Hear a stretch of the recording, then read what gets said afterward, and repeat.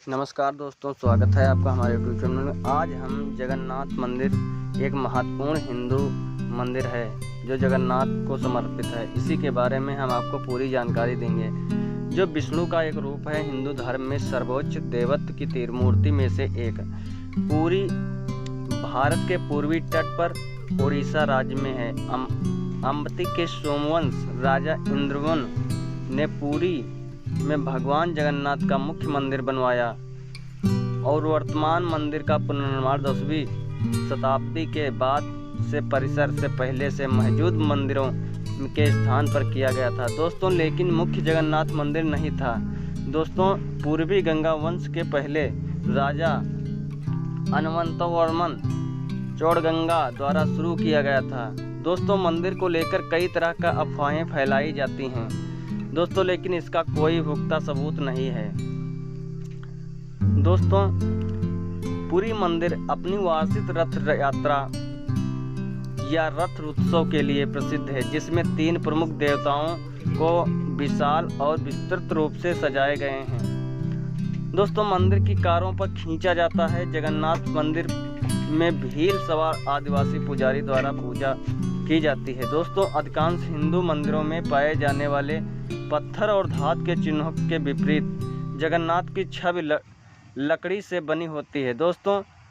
औपचारिक रूप से हर 12 या 19 साल में एक सटीक प्राकृतिक द्वारा बदल दी जाती है दोस्तों। यह 4 धामों में से एक तीर्थ स्थल है। पुरी मंदिर भी प्रसिद्ध है क्योंकि कई किंवदंतियों का मानना है कि भगवान कृष्ण के दिल को वहां रखा गया था दोस्तों। जिस सामग्री से इसे बनाया गया था वो दिल को नुकसान पहुंचाता है, इसलिए उन्हें 12 साल में इसे बदलना पड़ता है दोस्तों। मंदिर सभी हिंदुओं और विशेष रूप से वैष्णव परंपराओं के लिए पवित्र है दोस्तों। कई महान वैष्णव संत जैसे रामानुजाचार्य, माधवाचार्य, निर्वैकाराचार्य, वल्लभाचार्य और रामानंद मंदिर से निकटता से जुड़े थे दोस्तों। रामानुज के मंदिर के पास एमार मठ की स्थापना की और आदि शंकराचार्य ने गोवर्धन मठ की स्थापना की दोस्तों, जो 4 शंकराचार्यों में से एक का आसान है। यह गौड़ी वैष्णववाद के अनुयायियों के लिए भी प्रसिद्ध महत्व रखता है दोस्तों, जिसके संस्थापक चैतन्य महाप्रभु भगवान जगन्नाथ के प्रति आकर्षित थे और कई वर्षों तक पुरी में रहे दोस्तों। 10वीं शताब्दी के ईस्वी में गंगा वंश के राजा अनवंतवन चौड़गंगा द्वारा मंदिर का पुनर्निर्माण किया गया था, जैसा कि उनके वंशज नरसिंहदेव द्वितीय के केंद्रपटना ताम्रप्लेट शिलालेख द्वारा सुझाया गया था दोस्तों। अनंतवर्मन मूल रूप से एक शैव थे और पर विजय करने के लिए कुछ बाद वैष्णव बन गए। 1134 से 1135 सी शिलालेख मंदिर में उनके दान को रिकॉर्ड करता है दोस्तों। इसलिए मंदिर का निर्माण 1112 ईस्वी के कुछ समय बाद शुरू हुआ दोस्तों। मंदिर के इतिहास में एक कहानी के अनुसार इसकी स्थापना अनिग भीमादेव द्वारा की गई थी। विभिन्न कालक्रमों के निर्माण के वर्ष का उल्लेख 1196, 1197, 1205, 1216 या 1226 के रूप में किया गया है।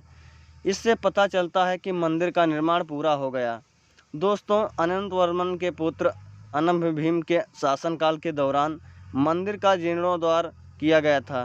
गंगा वंश और गजपति राजवंश सहित बाद के राजाओं के शासनकाल के दौरान मंदिर परिसर को विकसित किया गया था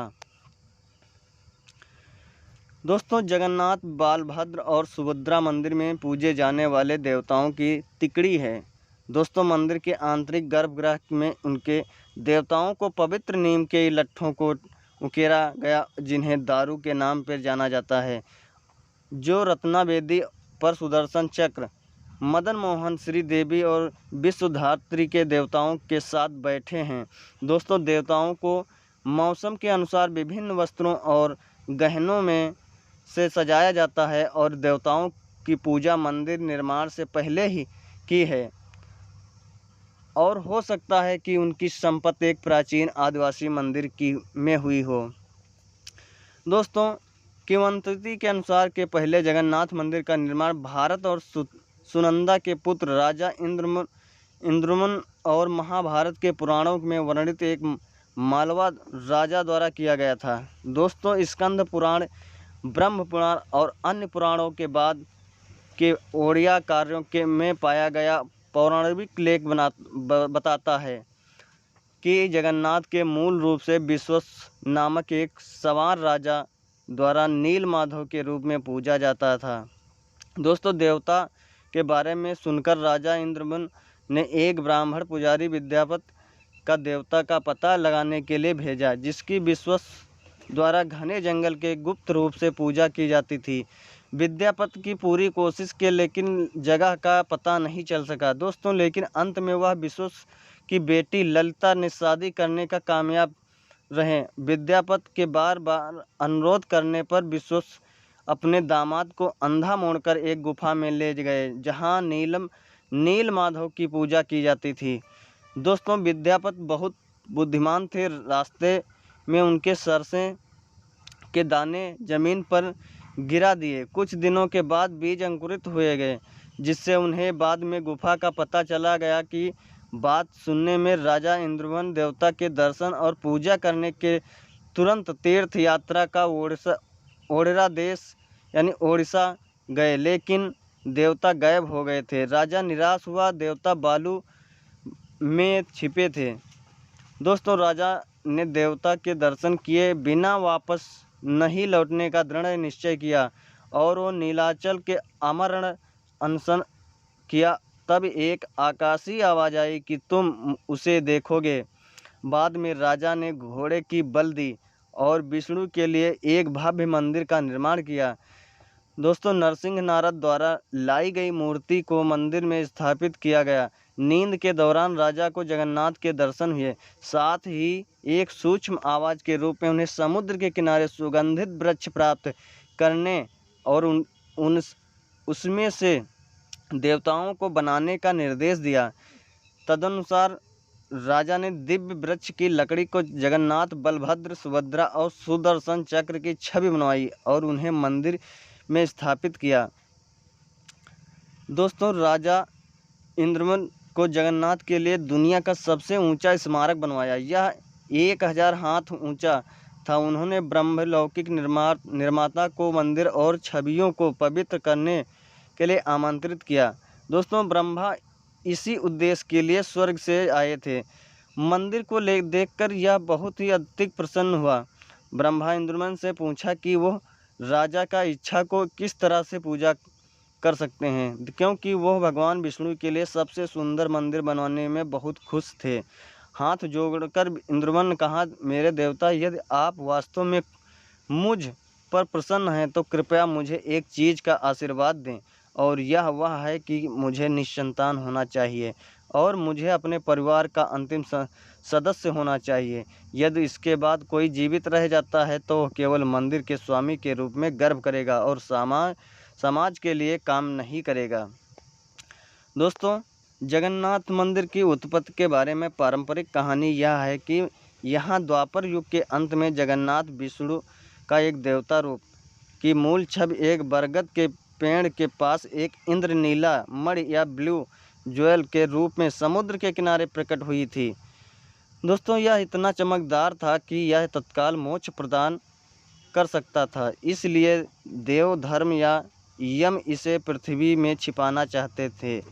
दोस्तों, कलयुग में मालवा के राजा इंद्रवन ने रहस्यमयी छवि को खोजना चाहते थे और ऐसा करने के लिए उन्होंने कठोर तपस्या की। अपना लक्ष्य प्राप्त करने के लिए विष्णु ने तब उसे पूरी समुद्र तट पर जाने और उसके तने के छवि बनाने के लिए एक तैरता हुआ लट्ठा खोजने का निर्देश दिया। दोस्तों, मंदिर का उद्देश्य मदाला पंजी रिकॉर्ड करता है कि पुरी में जगन्नाथ मंदिर पर 18 बार आक्रमण और लूटपाट की गई। दोस्तों, राजा को लकड़ी का लट्ठा मिला। उन्होंने यह एक यज्ञ किया जिसमें से भगवान यज्ञ नरसिंह प्रकट हुए और निर्देश दिया कि नारायण को 4 गुना विस्तार के रूप में बनाया जाना चाहिए। दोस्तों, विश्वकर्मा के एक कारीगर के रूप में प्रकट हुए और पेड़ से जगन्नाथ, बलराम और सुभद्रा के चित्र तैयार किए गए। दोस्तों, जब रोशनी से जगमगाता हुआ लट्ठा समुद्र में तैरता हुआ दिखा तो नारद ने राजा से कहा कि इसमें से 3 देवता बनकर उन्हें एक मंडप में रख दो। इंद्रमन ने देवताओं के घर के लिए एक शानदार मंदिर बनाने के लिए देवताओं को पुरस्कार विश्वकर्मा को प्राप्त किया और विष्णु स्वयं एक बढ़ई के रूप में देवताओं को बनाने के लिए प्रकट हुए, इस शर्त पर कि जब वो काम पूरा नहीं कर लेते तब तक उन्हें छोड़ दिया जाना था। दोस्तों, लेकिन 2 हफ्ते बाद ही रानी बहुत चिंतित हो गई। मंदिर से कोई आवाज़ नहीं आने पर उन्हें बढ़ई को मरा हुआ समझ लिया, इसलिए उसने राजा से दरवाज़ा खोलने का अनुरोध किया। इस प्रकार ने विष्णु को काम पर देखने गए, जिस पर बाद में देवताओं को अधूरा छोड़कर अपना काम छोड़ दिया। दोस्तों, देवता किसी भी हाथ में रहित थे, लेकिन एक दिव्य आवाज़ के इंद्रमन के अपने उन्हें मंदिर में स्थापित करने के लिए कहा।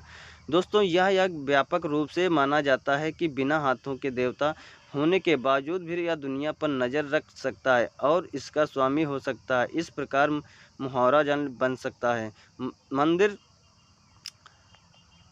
मंदिर का 18 बार आक्रमण और लूटपाट भी की गई है।